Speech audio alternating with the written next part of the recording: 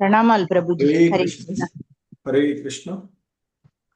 ఓం నమో భగవతే వాసుదేవాయ. ఓం నమో భగవతే వాసుదేవాయ. ఓం నమో భగవతే వాసుదేవాయ. ఓం నమో భగవతే వాసుదేవాయ. ఓం నమో భగవతే వాసుదేవాయ. ఓం నమో భగవతే వాసుదేవాయ. నారాయణం నమస్కృత్య నరం చైవ నరోత్తమం.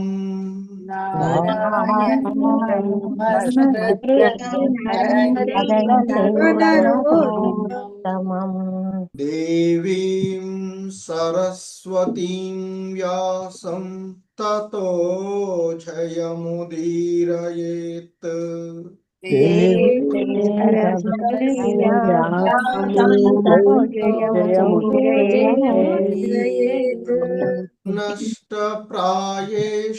నష్టప్రాయేష్వభద్రేషు నిత్యం భాగవత సేవయా.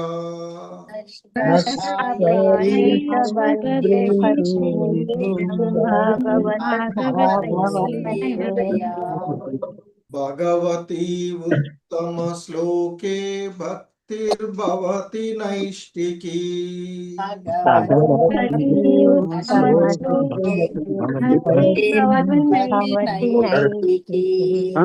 దామోదర్ గౌడ్ కొడుకు పెళ్ళికి ఎత్తరా కృష్ణ.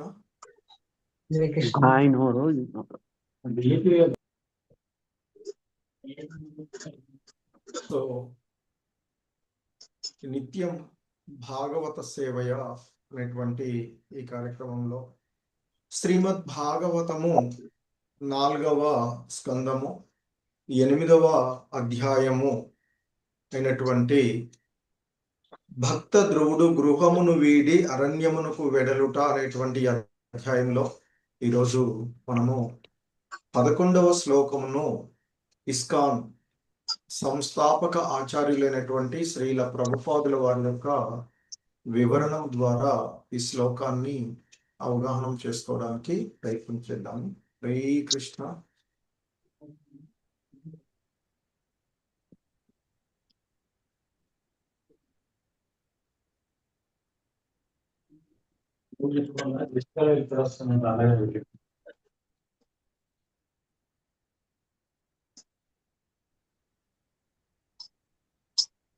హరే కృష్ణ. శ్రీమద్ భాగవతము 4వ స్కందము 8వ అధ్యాయము 11వ శ్లోకము. Please repeat. నవత్స నృపతే దిష్ట్యం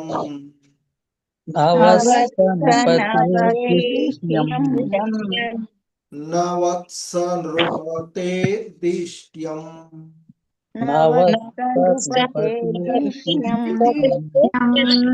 నవత్స నృపతే దిష్ట్యం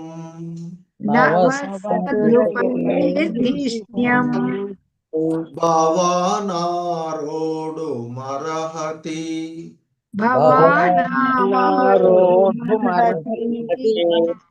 భవానారోడు మరహతి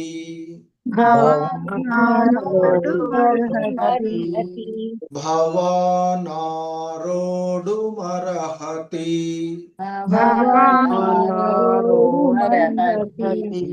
న గృహీతో మయాయత్వం గృహీతో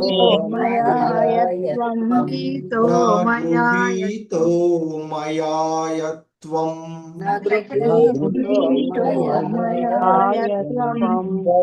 గృహీతో మయాయత్వం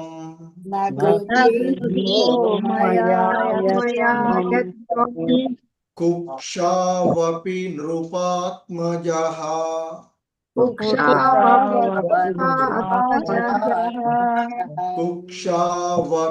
नृपात्मजः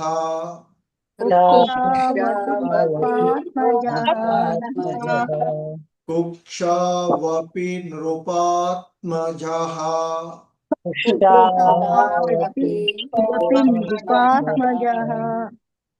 न वत्स नृपतेर्दिष्ट्यं भवानारोढुमर्हति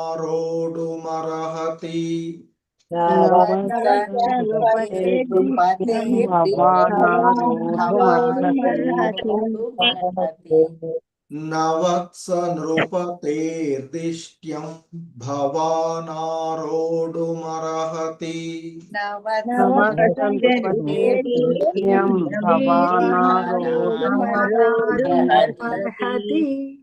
न गृहीतो मया यत्त्वं कुक्षावपि नृपात्मजः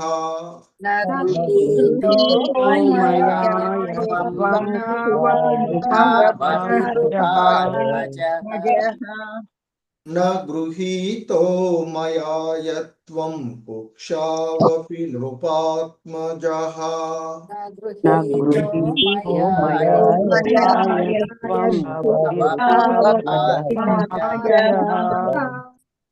हरे कृष्ण न वत्स नृपतेर्दिष्ट्यं भवानारोढुमर्हति न गृहीतो मया यत्त्वं कुक्षावपि नृपात्मजः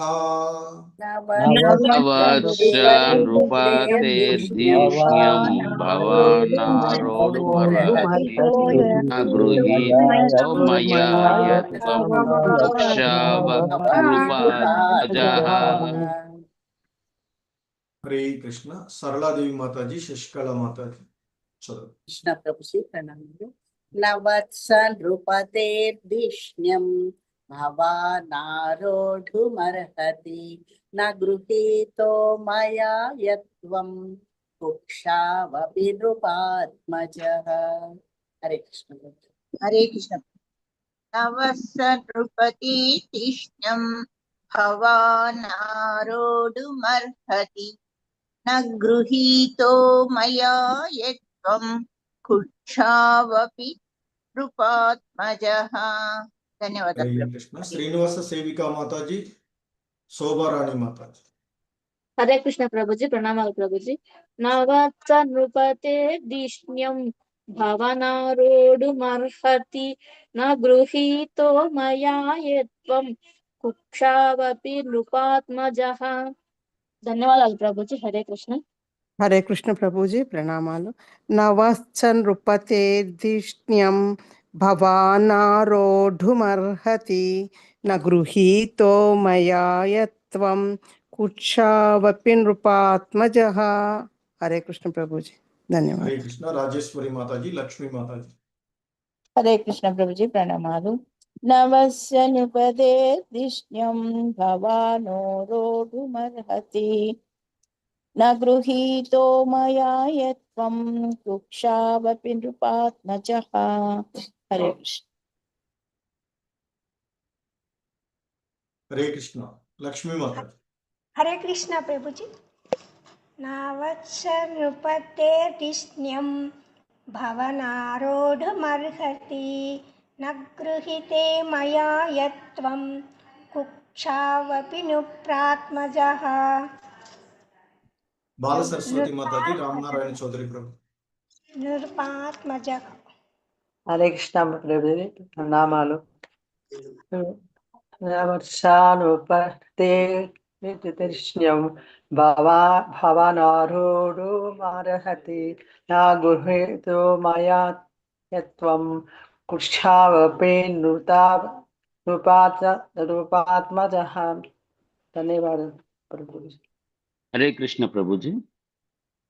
न वत्स नृपतेर्दिष्ण्यं भवानारोढुमर्हति न गृहीतो मया यत्त्वं कुक्षावपि नृपात्मजः। हरे कृष्ण प्रभुजी।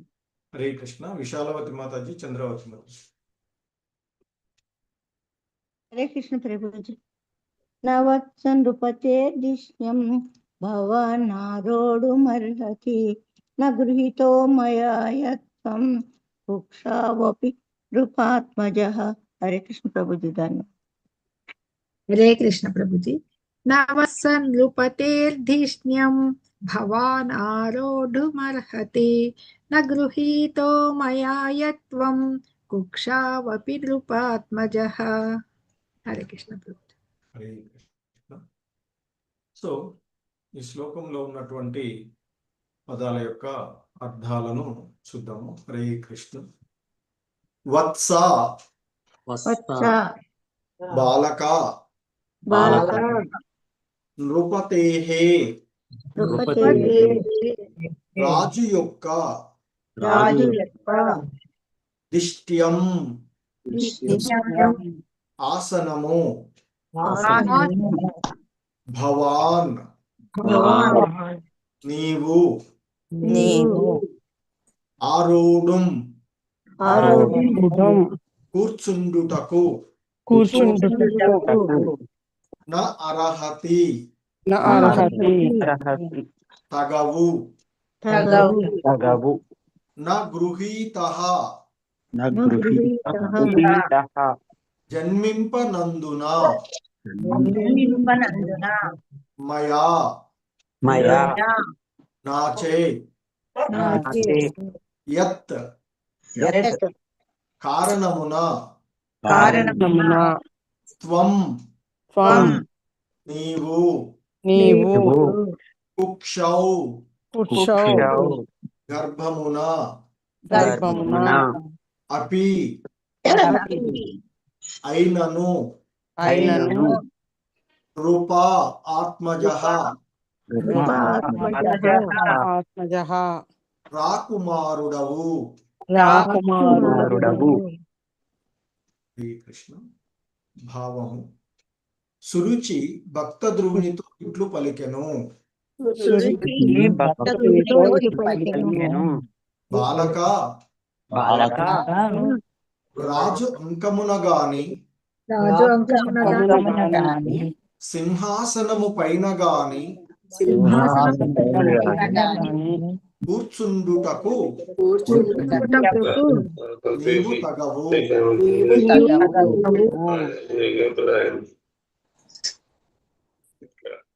నీవును రాకుమారునివే అయినను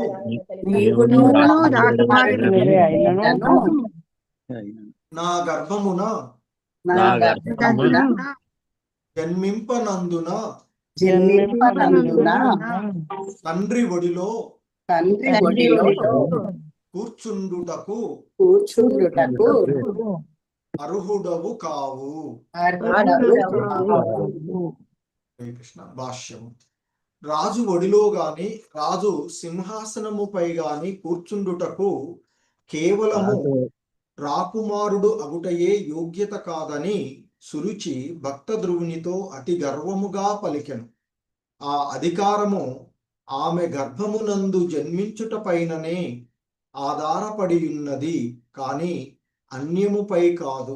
అనగా పరోక్షముగా ఆమె ధ్రువునికి తెలిపినదేమనగా అతడు రాకుమారుడే అయినప్పటికీ వేరొక రాణి గర్భమున జన్మించినందున అక్రమ సంతానముగానే భావింపబడగలదు. హరే కృష్ణ.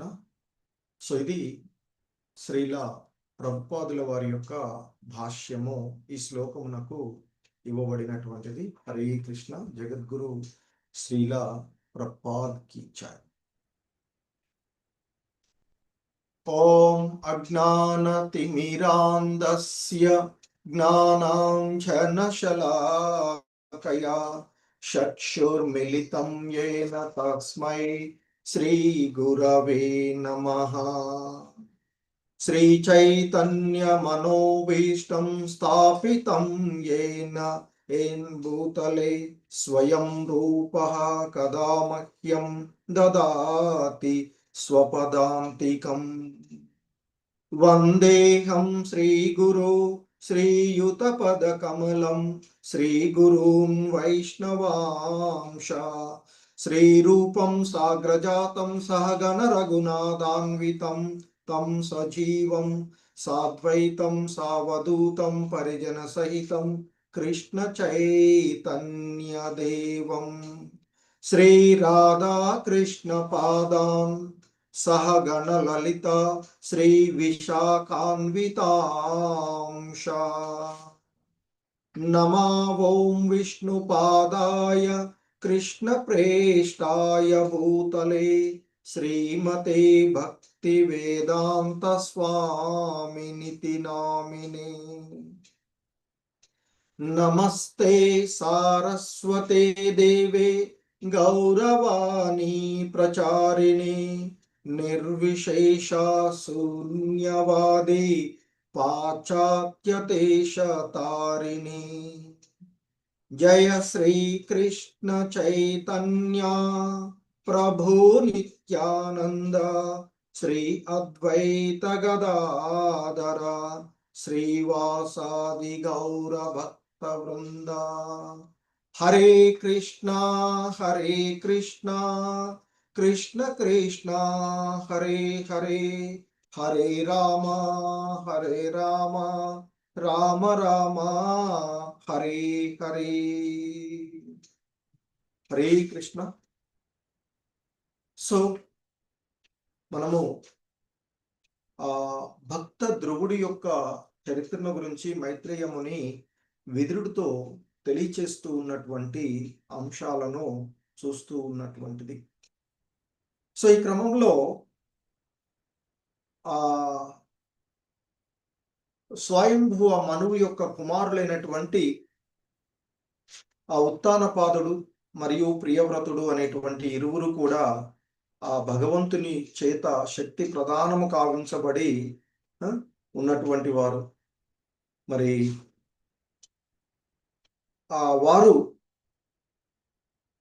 వారి యొక్క క్రమంలో ఆ ఉత్తానపాదుడు యొక్క పుత్రుడైనటువంటి భక్త ధ్రువుని గురించి మైత్రేయ ముని వివరిస్తూ ఉన్నటువంటిది తొలుత. ఆ క్రమంలో ఉత్తానపాదుడికి ఉన్నటువంటి ఇరువురు భార్యల్లో ఒకరు సునీతి, మరొకరు సురుచి. సో వారిద్దరికీ కూడా ఒక్కొక్క కుమారుడు ఇక్కడ మనం చూస్తూ ఉన్నటువంటిది. ఆ సునీతి యొక్క కుమారుడే ధ్రువుడు, అలాగే సురుచి యొక్క కుమారుడు ఉత్తముడు. ఇరువురు కుమారులు ఉన్నటువంటి. అయితే ఒక మారు ఉత్తానపాదుడు ఆ సురుచి యొక్క తనయుడైనటువంటి ఉత్తముడిని తన ఒడిలో కూర్చుండబెట్టుకొని లాలిస్తూ ఉన్నటువంటి సందర్భంలో ఆ సునీతి యొక్క కుమారుడైనటువంటి ధ్రువుడు అక్కడికి వెళ్ళి ఆయన కూడా తన సహోదరుడిలాగానే తన తండ్రి యొక్క ఒడిలో కూర్చుని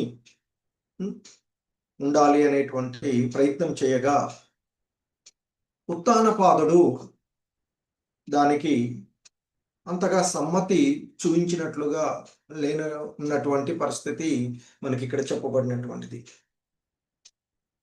సో ఆ క్రమంలో ఆ ధ్రువుడు తన తండ్రి అయినటువంటి ఉత్తానపాదుడు అంకంపై కూర్చుండడానికి ప్రయత్నం చేయగా అలా చేస్తూ ఉన్నటువంటి సందర్భంలో ఇక్కడ ఉత్తానపాదుడు ఆ సురుచి యొక్క మందిరంలో ఉన్నటువంటి రాణి మందిరాల్లో సునీతి ఇద్దరు కూడా ఉన్నటువంటి. సో సురుచి మందిరంలో ఉన్నటువంటి అతడు అక్కడ ఆ విషయాన్ని గమనించినటువంటి ఆ సురుచి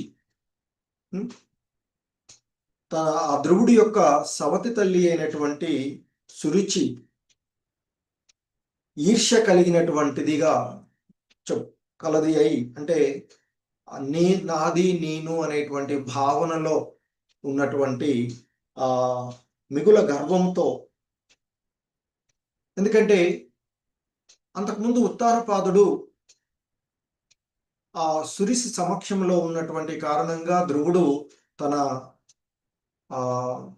తన దగ్గరకు తన ఒడిలోకి చేరడానికి ప్రయత్నం చేస్తూ ఉన్నప్పుడు ఆయన అంతగా ఆదరిస్తూ ఉన్నట్లు కనిపించినటువంటిది. సో దానిని ఆసరిగా తీసుకున్నటువంటి చురిచి ఇంకా గర్వంతో, అంటే రాజు ఉత్తానపాదుడైనటువంటి ఆ రాజు అయినటువంటి ఉత్తానపాదుడు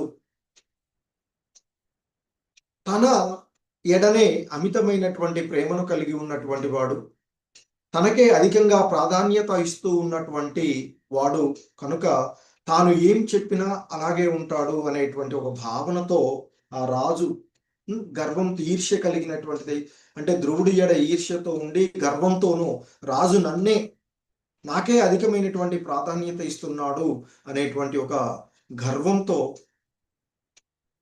ఉత్తానపాదుడు వినుచుండగానే ఈ విధంగా పలికినది అంటూ మనకి మైత్రేయ ముని విదురుడితో చెప్తూ ఉన్నటువంటి అంశాన్ని చూసాము పూర్వం. సో ఈరోజు శ్లోకంలో ఆమె ఏమి అంటూ ఉన్నది అనేటువంటి విషయాన్ని ఈ 11వ శ్లోకంలో తదుపరి శ్లోకాలలోనూ చెప్పబడుతూ ఉంది. ఈ శ్లోకంలో ఏం చెప్పినటువంటి ఆమె అంటూ ఉన్నటువంటిది. సో రాజు అయినటువంటి ఉత్తానపాదుడు అక్కడ ఉండగానే ఆయన వింటూ ఉన్నట్లు సందర్భంలోనే తన యొక్క భర్త తన ఎడ సుముఖుడుగా ఉన్నాడు, ప్రత్యేకమైనటువంటి అనురాగాన్ని కలిగి ఉన్నాడు అని గుర్తించినటువంటి ఆ స్త్రీ చురిచి ఆ భక్త ధ్రువుడితో ఇలా అంటూ ఉన్నది అని చెప్తున్నారు మైత్రేయ ముని. ఏమంటున్నారు?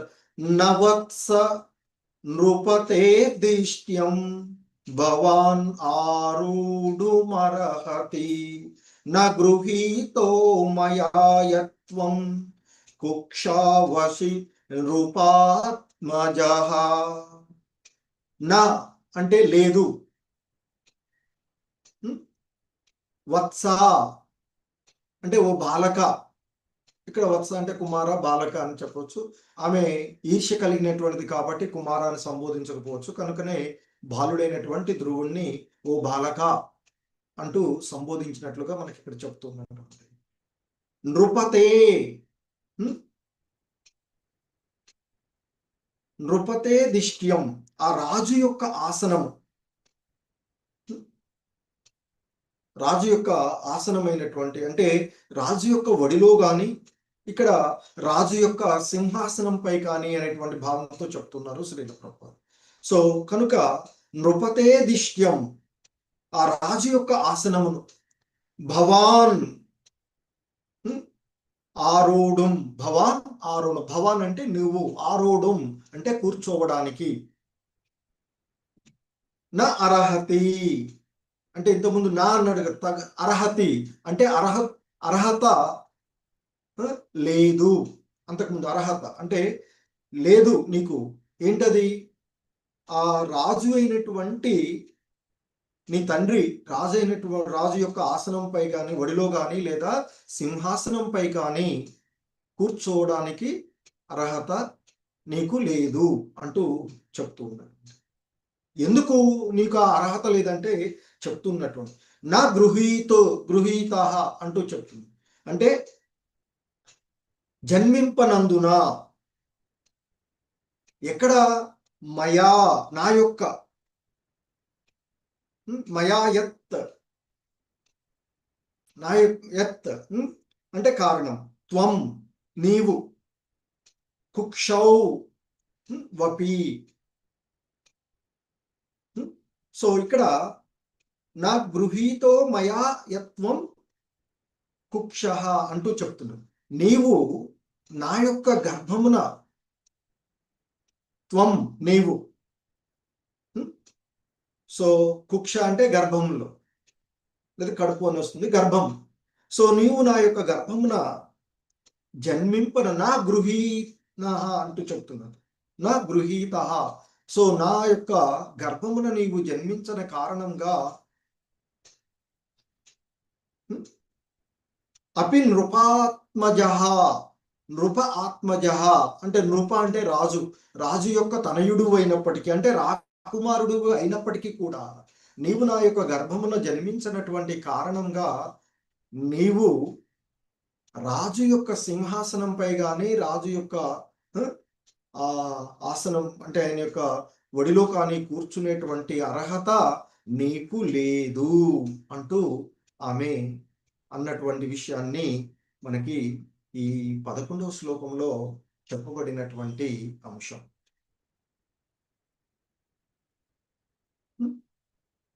సో సాధారణంగా మనకి ఈ సృష్టిలో ఉండేటువంటి జీవులన్నీ కూడా ఆ భగవంతుని యొక్క పుత్రులు. ఎందుకంటే భూమాత ఇక్కడ మనకి భౌతిక ప్రకృతి మాతగా చెప్పబడినటువంటి ప్రకృతిలో భగవంతుని బీజ ఉద్భవం ద్వారా, బీజాన్ని ఉంచడం ద్వారా, ఆది బీజం అని చెప్తారు కదా భగవద్గీతలో. సో అలా ఆ భగవంతుని యొక్క అంశాలుగా ఈ మనకి లభించినటువంటిది.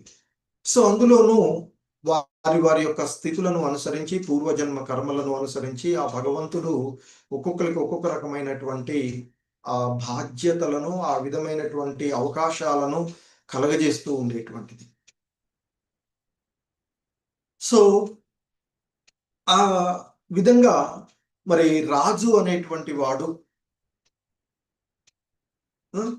మరి తన రాజ్యంలో ఉన్నటువంటి ప్రజలను అందరినీ కూడా తన యొక్క పుత్ర సమానంగా భావించి పరిపాలన చేయవలసినటువంటిది. అలాగే మనకి ఈ జగత్తులో సృష్టించబడినటువంటి జీవులందరికీ కూడా ఎవరెవరికి ఏమి ఉన్నదో ఆ పరిధులలో వారు వాటిని అనుభవిస్తూ వాటిపైన ఆ విధంగా ఉన్నప్పుడు ఎటువంటి దుఃఖాలు కానీ ఇవన్నీ కూడా కలగకుండా, అలాగే మనకు వచ్చినటువంటి మానవ జన్మ సద్వినియోగపరచుకోవలసినటువంటిది, మహోన్నతమైనటువంటిదిగా శిక్షణగా మనము పొంది తిరిగి ఆ భగవంతుని యొక్క దివ్యధామాన్ని, అంటే మన యొక్క వాస్తవికమైనటువంటి ప్రదేశం ఏదైతే ఉందో అక్కడికి చేరుకోవడానికి ఇదొక శిక్షణాలయం లాంటిది. ఈ మానవ జన్మ అటువంటి అవకాశం కోసం ఇవ్వబడినటువంటిది. అటువంటి ఈ మానవ జన్మను మనము సద్వినియోగపరచుకోకపోయినట్లయితే అది ఏ విధంగా ఉంటుందో అనేది చూస్తూ ఉన్నటువంటి పరిస్థితి. అయితే ఇక్కడ ఈ దృష్టిలో ఒక మానవులే కాదు, అన్ని జీవులకు సర్వజీవుల యొక్క సమత్వ భావంతో ఉండాలి అనేటువంటిది. రాజు అనేటువంటి వాడు నిన్న మనం చెప్పుకున్నాం, ఒక మానవులనే కాదు జంతువులను. ఎందుకంటే చూసిన నిన్న ఒక రాజు స్టోరీలో చెప్పుకున్నట్లుగా గోవు యొక్క కాళ్ళపై నుంచి రథం పంపించినప్పుడు గోవులను కూడా సమానంగానే తన యొక్క బిడ్డల్లాగానే చూసి దానికి సరైనటువంటి శిక్షణ ఇవ్వడము.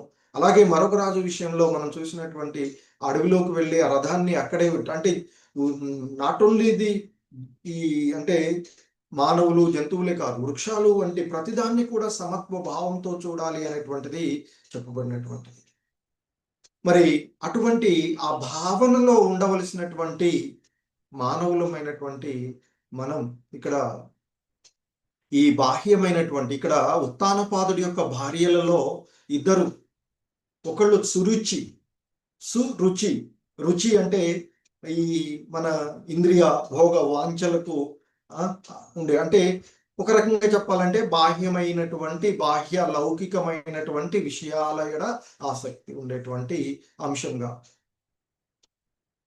అంటే లౌకిక విషయాలకు ఇక్కడ ఉత్తానపాదుడు కూడా అనురక్తులైనటువంటి వాడు, ప్రియమైనటువంటిది ఈ లౌకికమైనటువంటి విషయాల ఎడ ఉన్నప్పుడు ఏ విధంగా ఉంటుంది అనేటువంటిది సురుచి ద్వారా తెలుస్తుంది. అలాగే నీతి అంటే మన యొక్క విధి ధర్మం, మన యొక్క ఆచరించవలసినటువంటి విధానాలు. సో ఆ విధంగా ఉంటుంది. సో సాధారణంగా ఒక మనకి ఈ వ్యవస్థలో ఒక రెండు జంతువులు, కుక్కలు ఉన్నాయనుకోండి. ఒకటి మంచి ప్రవర్తన కలిగి ఉన్నటువంటిది అనుకోండి, ఇంకొకటి చెడు ప్రవర్తన కలిగినటువంటిది, ఊరిక మురుగుతూ, అంటే ఇంద్రియాల విషయాల వైపు నేను నాది అనేటువంటి భావన, అంటే అది ఆధిపత్యం చలాయించాలి అనేటువంటి భావనలో ఉన్నటువంటి ఒక కుక్క ఉంది అనుకోండి. ఈ రెండు కూడా ఒక యజమాని దగ్గర ఉన్నప్పుడు సాధారణంగా మంచి ప్రవర్తన కలిగినటువంటి కుక్క తక్కువగా మొరుగుతూ ఉంటుంది, ఎక్కువగా మాట్లాడదు. అదేం చేస్తుంది, తన యొక్క భావనను, తన యొక్క ధర్మాన్ని నిర్వర్తిస్తూ తాను చేయవలసినటువంటి స్థితులను తాను చేస్తూ ఉంటుంది. కానీ ఈ నేనే ఆధిపత్యం చలాయించాలి, నేను అనేటువంటి భావనలో ఉన్నటువంటి, అంటే యజమాని దగ్గర నా యొక్క దే నడవాలి, యజమాని నా వైపుకే ఆకర్షించుకోవాలి అనేటువంటి భావనలో ఉన్నటువంటి కుక్క ఏం చేస్తుంది, నిరంతరము బయటికి మొరుగుతూ ఉంటుంది. సో కాబట్టి అలాంటి పరిస్థితుల్లో ఏమవుతుంది, ఆ యజమాని అజ్ఞానం అంటే దాని చేత ఆకర్షించబడి ఆ ఎక్కువగా మురిగేటువంటి, అంటే ఇంద్రియ భోగ వాంఛల వైపుకు ఉండేటువంటి వీటికే ఆసక్తుడై దాన్ని ఎక్కువగా ఫీడ్ చేస్తూ ఉంటుంటాడు, దానికి ఎక్కువగా పోషణ చేస్తూ దాని వైపే ఎక్కువగా ఉంటూ ఉంటాడు. బట్ ఆ మంచి ప్రవర్తన కలిగినటువంటిది తక్కువగా మొరుగుతూ ఉన్నప్పటికీ తన యొక్క ధర్మాన్ని అది నిర్వర్తిస్తూనే ఉంటుంది. సో అలా ఈ సునీతి సురుచిలలో ఇక్కడ ఆమె యొక్క భావన ఎలా ఉంది అంటే, తన భర్తని అంటే రాజు పుత్రుడు అవడం అర్హత కాదు. అంటే ఏ స్థితిలోకి ఆమె వెళ్ళిపోయిందంటే, ఈ భౌతికమైనటువంటి ఆకర్షణలతో మన మనస్సు పైన పడవేసేటువంటి, మన మనసుకు 6 రకాలైనటువంటి శత్రువులుగా మనం చూస్తూ ఉంటుంటాం. కామ, క్రోధ, లోభ, మద, మోహ మాత్సర్యాలు అనేటువంటి లస్ట్, యాంగర్, గ్రీడ్. సో అలాగే ఇల్యూజన్, ఎన్వి, ఈర్ష్య. సో ఇక్కడ ఈమె ఈర్ష్య భావంతో ఈ 6G కాలంలో ఉన్నాం కదా, 6 శత్రువులు మనకి, ఈ మన మనస్సుపై ఉండేటువంటి ఈ 6 శత్రువులలో సురుచి మాత్సర్యంతో తాను, తన యొక్క పుత్రుడు, నా యొక్క కుమారుడే రాజ్య భారాన్ని ఒక రకంగా ఆమె చెప్తూ ఉన్నటువంటిది. రాజు ఒడిలో కానీ రాజు యొక్క సింహాసనంపై కానీ కూర్చుండటానికి ఒక రాకుమారుడు అనేటువంటిది ఒకటి మాత్రమే యోగ్యత కాదు. అంటే ఆమెలో ఉన్నటువంటి ఆ ఈర్ష్య, మోహం ఎంతగా ఉండిపోయిందంటే, రాజు పుత్రుడు అవడం ఒకటే అర్హత కాదు, నా యొక్క గర్భంలో పుట్టనందువలన నీవు రాజు ఒడిలో కూర్చుని ఆడుకోవడానికి కానీ, లేదా రాజు యొక్క తదుపరి రాజసింహాసనాన్ని అధిష్ఠించేటువంటి అర్హత కానీ నీకు లేదు అని మాట్లాడుతుంది. సో ఆ విధంగా ఈర్ష్యా భావంతో ఆమె ఆ విధంగా మాట్లాడినటువంటి, అందుకే అంటుంది, ఓ బాలక, రాజు అంకమున గాని రాజు సింహాసనంపై గాని కూర్చుండడానికి నీవు తగవు, ఎందుకంటే నీవు నా యొక్క గర్భమున జన్మించనందువలన. అంటే ఆమె యొక్క ప్రవర్తన ఎలా అంటే, తన భర్త అయినటువంటి రాజు కుమారుడు అవడం కూడా అర్హత కాదు, నాకు రాజమాతగా నా యొక్క గర్భంలో నీవు జన్మించనందువలన నీవు రాజుగుడిలో కూర్చొని ఆడుకోవడానికి కానీ, లేకపోతే రాజసింహాసనాన్ని అధిష్ఠించడానికి కానీ నువ్వు అర్హుడు కాదు అంటూ అతి గర్వంతో, అంటే కేవలము రాకుమారుడు అవడమే అర్హత కాదు అని ఆ చురుచి ఆ బాలుడైనటువంటి ధ్రువుడితో పలుకుతూ ఉన్నటువంటి, ఎందుకంటే మద మోహ మాత్సర్యాలతో మనస్సంతా మనపై పనిచేస్తూ ఉన్నంత వరకు మనం ఈ విధమైనటువంటి అజ్ఞాన అంధకారంలోనే ఉండిపోతాం. అంతేకాదు తదుపరి శ్లోకాలలో ఆమె చెప్తుంది, నీవు నా గర్భమున జన్మించనందువలన నీకు ఆ అర్హత లేదు, నువ్వు ఎంత ప్రయత్నం చేసినా అదంతా వ్యర్థమే అవుతుంది, కనుక నీవు ఒకటి చెయ్యి, ఒకవేళ నీవు రాజసింహాసనాన్ని అధిష్ఠించడానికి ప్రయత్నం చేసినట్లయితే నీవు విష్ణు భగవానుడి దగ్గరికి వెళ్ళి పూజ చేసి ఆయన్ని అర్చించి తిరిగి నువ్వు నా గర్భంలో జన్మిస్తే నీకు రాజు సింహాసనాన్ని అధిష్ఠించే అర్హత వస్తుంది అంటూ ఆమె అంతటి మోహంలో, అంతటి అంధకారంలో ఉండి ఆమె మాట్లాడుతూ ఉన్నటువంటి విషయం. అంటే ఈ భౌతికమైనటువంటి విషయాల ఎడ ఆసక్తులైనప్పుడు రాజు తన భర్త తన్నే ఇచ్చేస్తున్నాడు అన్నటువంటి స్థితిలో వాస్తవానికి మనకున్నటువంటి సనాతన ధర్మాల్లో, సాంప్రదాయాల్లో ఉన్నటువంటిది ఏంటి? భర్తని ఆరాధిస్తూ భర్త మార్గదర్శకంలో నడవవలసినటువంటిది భార్య అని చెప్తుంటారు. ఎందుకని భర్త చేసేటువంటి ప్రతి దానిలో కూడా భార్యకు భాగం వస్తుందని చెప్తారు. అలాగే భార్య చేసే దాంట్లో భర్త కదా మనకు చెప్పబడుతూ ఉండేది. సో కనుక ఇక్కడ మరి భార్య భర్తని అనుసరిస్తూ భర్త చెప్పిన విధంగా నడుస్తూ ఉండాలి అని చెప్తుంటాం. కానీ ఇప్పుడు ఈ యుగాల్లో ఉన్నటువంటి కలియుగ పరిస్థితులలో నేను చేస్తున్నాను, నేను సంపాదిస్తున్నాను, నువ్వు చెప్తే వినేదేంటి అనేటువంటి భావనలో ఉండి కుటుంబ వ్యవస్థలు ఎంత చింద్రామంద్రవుతున్నాయో చూస్తూ ఉన్నాం.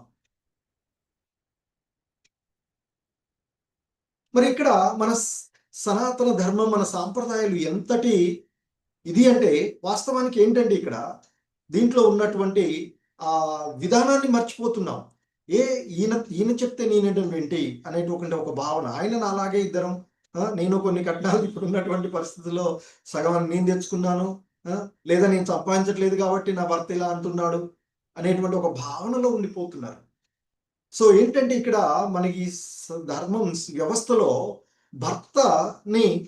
భార్య భర్తని ఫాలో అవ్వాలి అని చెప్తుంటారు. భర్త ఏం చేస్తాడు? అంటే మనకి ఇప్పుడు నిన్నే చెప్పుకున్నాం, ఇక్కడ ఈ ఆత్మ అనేటువంటిది వారి యొక్క పూర్వజన్మ కర్మలను అనుసరించి అలా ఈ దేహాన్ని, స్త్రీ దేహాన్ని పొందడమా, పురుష దేహాన్ని పొందడమా అనేటువంటిది ఉన్నటువంటి ఆయా పరిస్థితులు పూర్వజన్మలలో చేసుకున్నటువంటి విధానాల వల్ల ఇవ్వబడినటువంటి. అలా ఇవ్వబడినటువంటి ఆ క్రమంలో స్త్రీ పురుషుణ్ణి అనుసరిస్తూ ఉండాలి. పురుషుడు ఎవరిని? తన యొక్క గురువుని, ఆధ్యాత్మిక ఆచార్యుని అనుసరిస్తూ చేయాలి. ఆధ్యాత్మిక ఆచార్యుని ఎవరిని ఫాలో అవుతుంటాడు? భగవంతుడు. అంటే ఏంటిది? లింక్ ఉంది, పరంపరలో ఉన్నటువంటిది. అందుకే భార్యకు వస్తుంది అంటే, భర్త చేసేటువంటి వాటిలో భార్యకు భాగాలు వస్తున్నాయి అంటే దీని అర్థం ఏంటంటే ఇక్కడ ఈ పరంపరలో ఉన్నటువంటి విషయంగా భార్య భర్తని అనుసరిస్తూ భర్త విధానంలో ఉంటే భర్త ఏం చేస్తుంటాడు? ఒక ప్రామాణికమైనటువంటి ఆచార్యుడు బోధనల్లో ఆయన చెప్పినటువంటి మార్గదర్శకత్వంలో నడుస్తూ ఉంటాడు. ఆచార్యుడు ఎవరు? మనకి ఆధ్యాత్మిక ఆచార్యులు అనేటువంటి వాడు భగవంతుని తత్వాన్ని తెలుసుకుని, అందుకే భగవద్గీతలో చెప్తారు, పరిప్రశ్న అయిన ఆచార్యుని దరిచేరి ఆయనకు సేవ చేస్తూ ఆయనని అడిగి తెలుసుకోమని చెప్పారు భగవద్గీతలో. సో అలాగే భార్య కూడా భర్తకి సేవ చేస్తూ, అంటే ఆ విషయాలను పరంపరంగా చేస్తూ ఉండాలి. మరి గురువు ఎవరు? భగవంతుని తత్వాన్ని తెలుసుకొని ఎవరిని మనం గురువుగా తీసుకుంటాము? ఆధ్యాత్మిక విషయాలపైన అవగాహన ఉన్నవాడు. ఆత్మ అంటే ఏమిటి, పరమాత్మ అంటే ఏమిటి, ఆత్మ పరమాత్మల మధ్య సంబంధం ఉన్నటువంటిది ఏంటి, ఇవన్నీ తెలుసుకున్నటువంటి వాడు. సో ఆ విధంగా భగవంతుడు అంటే మనం ఇది పరంపరలో ఉన్నట్లే అవుతుంది. స్త్రీ భర్తని ఫాలో అవుతుంది అంటే ఆటోమేటిక్గా తాను ఆధ్యాత్మిక జీవనంలో ఉన్నట్లుగానే చెప్పబడుతుంది. అందుకే మనకి ఉన్నటువంటి మన సాంప్రదాయంలో చెప్పబడినటువంటి, మన సనాతన ధర్మంలో చెప్పబడినటువంటి విషయాలు మనకి. సో కానీ ఇప్పుడున్నటువంటి పరిస్థితులు ఇవన్నీ మనం ఒకసారి చూస్తాం. ఇక్కడ మరి ఆ విధంగా ఉండవలసినటువంటి సునీతి ఇద్దరు భార్యలలో ఇంద్రియ భోగ వాంఛల వైపుకు ఈర్ష్యా భావాలతో, మోహంతో, నాది, నా కుమారుడు, నా దేహపరమైన ఈ దేహపరమైనటువంటి సంబంధాలలో నాకు సంబంధించినటువంటి వరకు మాత్రమే ఈ రాజ్యానికి అధిపతిగా ఉండాలి అనేటువంటి ఒక భావనలో ఆమె ఉండి, అంటే నేనే, ఎందుకంటే రాజు నాయడే పక్షపాత వైఖరిలో ఉన్నాడు కదా.